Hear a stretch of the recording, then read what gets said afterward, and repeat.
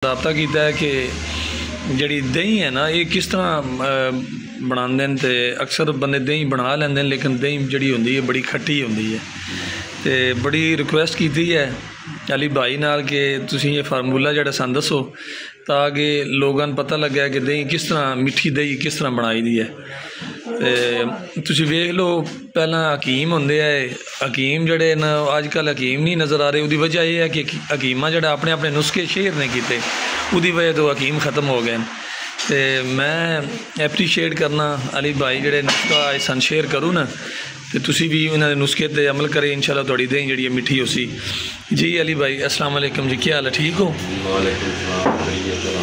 सेहत भी ठीक है। मतलब दही बनानी है तो तुसी फार्मूला 2-3 किलो का फार्मूला दे छो ना ताकि जो घर बंदे बनाते हैं औरतां बनादियां वो आसानी नाल जड़ा वो दही बना लैन। यो फार्मूला 2-3 किलो हो या 2-3 मन हो फार्मूला एक ही होंदा है। ठीक है। तो ये कोई एडी लम्मी चौड़ी तकनीक वाला कोई काम नहीं ना ही कोई लम्मी सैंस है। ठीक है। ये फार्मूले वास्ते सब तो पहली गल तो ये है कि जो दुध है ना वो ठीक होना जरूरी है। दुध से किसी किस्म की मिलावट नहीं होनी चाहिए, चाहे पानी हो या और चीज़ा सुनद्या रही अज ताईं असां ना कीतियां ना सन खबर है। ठीक है। तो व्यूवरशिप हासिल करने वास्ते बंदे मुख्तलिफ वीडियो जड़ियां एवं बना छड़ते हैं है नहीं है ये है वो है। दुध खालस हो किसी किस्म की मिलावट ना हो। दुध उबाला होने तो बाद तकरीबन 10 तो 15 मिनट जो ना मट्ठी आँच पर जो उस तो बाद जिस टाइम वो नॉर्मल हो जाए अपने आप ठंडा हो गया। ठीक। मतलब 2-3 घंटे तक थोड़ा नॉर्मल हो जाए अपने आप ठंडा हो गया। अपने आप ठंडा हो गया। उस तो बाद उस मलाई चंगी मोटी बच जाती तो थोड़े मलाई इस्तेमाल च आ जाती तुम उतार लैनी। अच्छा मलाई ला लैनी जी, मलाई ला लैनी। ठीक। तो मलाई का फिर जो देसी घ्यो तैयार करना। ठीक। फिर बिल्कुल जोड़ा ना मेन तकनीक ये जाग लाना है। असल जो टेक्नीक है जाग लाना हूँ यह जो मौसम पे चलता अप्रैल का। ठीक महीना मतलब ये गर्मी स्टार्ट है जी। 2-3 किलो पे आखते हो ना वो मेरे नाल हो मैं जाग तो दसना वा 2-3 किलो वास्ते कितनी जाग दरकार जी।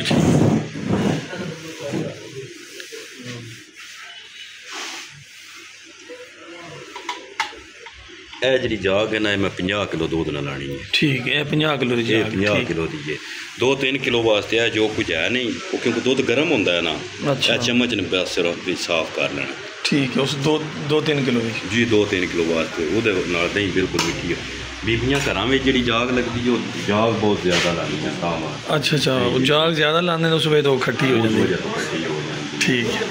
क्योंकि खालस दूध जो मामूली जो ना ये समझो वजह कोलों की गुजरती के सामने जाए। दूसरा एक और चीज़ मैं ऐड कर देव अगर तुम घर में इस्तेमाल करते हो तो को टाइम नहीं जिमें हमने पिछले दिन रमज़ान गुजरिया है। ठीक। तो बेशक ठंडा कर भी सकते हो भी कोई इशू नहीं, कोई ठंडा नहीं करना। ठीक है। बर्तन खुले बर्तन पानी पा के बिच रख के फेंट के ठंडा करो कोई इशू नहीं। तो अली भाई की दुकान है शाना लोग मंडी बावदीन तुसीं गल कर रहे हैं शाना लोग चौक में ही इन्हां दी दुकान है। दुकान का नाम अली भाई खुद दसन तो फोन नंबर भी दसन जी। लाजपाल टाक शॉप तो मशहूर है दुकान साड़ी। तो नंबर है मेरा 0345 1682 692। आर्डर से असीं मुकम्मल सारा समान जो बिल्कुल जेडे आइटम थोड़े को लैन जी दुध दही है बर्फी है उस तो बाद करीब जो कुल्फी जो वो भी खालस दूध की शुरू कर रहे हैं। ठीक। असां जो दूध सेफ किया वो है अज सुबह बिजली बंद हो रही है तो असां फिर जो ना ठंडा करने वास्ते विच बर्फ़ पाई वो बर्फ़ असी छापरा में जरा बंद करके पाई कि दूध च पानी ना मिले। ठीक है जिंदाबाद जी। असीं चाहते हैं कि किसी किस्म की भी साढ़े कोल जी चीज़ आउंदी उहदे च मिलावट नहीं होनी चाहिए। ठीक बेहतरीन। दही दुआन आप नज़र आ रही है केड़ा कुड़िया दसिया सारा वही कुड़िया होया इस तो भी मलाई उतरी है सिर्फ खालस दूध होने के बावजूद जी उत्ते मलाई है। ठीक।